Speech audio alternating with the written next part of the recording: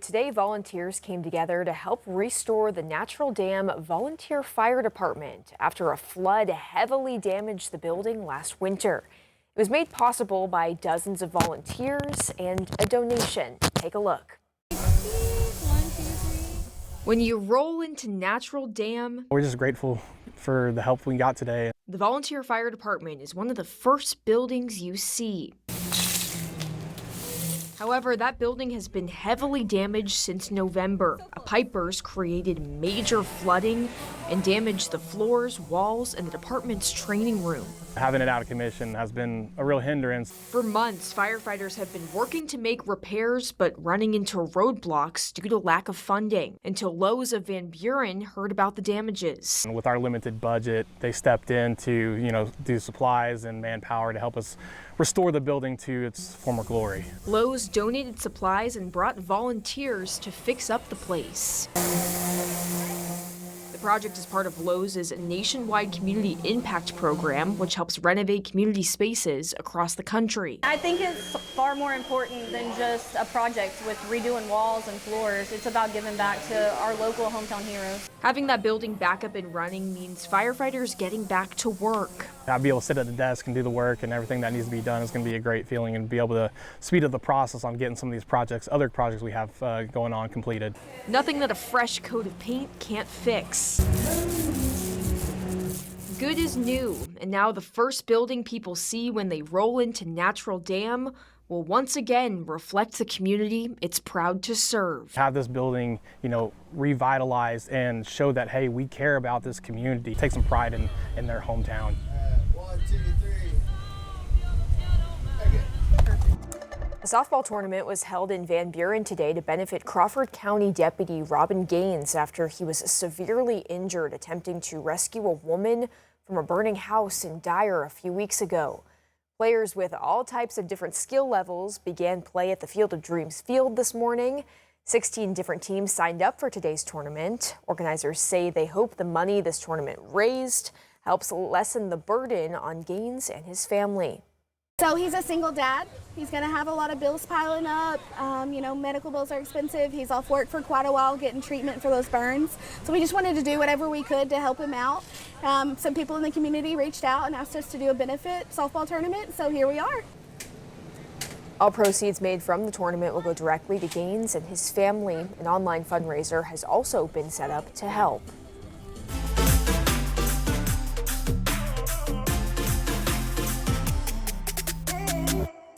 The U.S. men's national soccer team's attention is now on the knockout stage of the World Cup.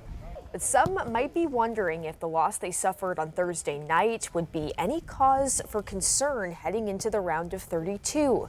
American players answered that question today. I think we did have a good game against Turkey, so, even though the result may have not followed, but I think there was lots of positives to take. That's what these games are about, to try and, go out there and win. Unfortunately, we didn't do that, but it doesn't take away from, good individual performance. The U.S. team will face Bosnia and Herzegovina on Wednesday at 7 o'clock. And that enthusiasm for the World Cup is making its way to right here in Northwest Arkansas. 5 News reporter Jada Daniels shows us how more people of all ages are signing up as the interest in soccer continues to grow. What once was an unpopular sport in the U.S. has become a staple for thousands of families across Northwest Arkansas. And for Chris Cuccia, Bentonville Park and Recreation's director, he says that growth has been years in the making. I started playing when I was a kid, and when I moved to Arkansas, when I was 14 years old, people asked me what I did. I said I played soccer, and they said, "What's that?" And I said, "Oh my God," So back then there was about 2 teams, club teams. And then over the years now, we've taken it to what it is today. Today, soccer can be found in communities across the region, from youth programs to adult leagues. Organizations like the Springdale Men's League, Ozark United FC, and Bentonville Park and Recreation are helping fuel that growth.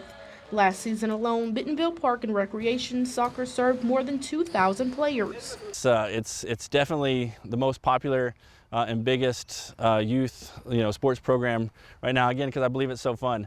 to play. I've enjoyed playing my whole life. I hope that through the BPR soccer, kids get a chance to play the game and enjoy it, and my goal is for them to develop the love of the game. With the World Cup drawing millions of viewers, league leaders hope the sport's momentum continues. They say more exposure means more opportunities for young athletes to discover the game.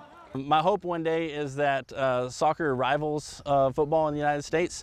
I think we're trending and heading that way. For families looking to get involved, registration is already open for the next Bentonville Park and Recreation season.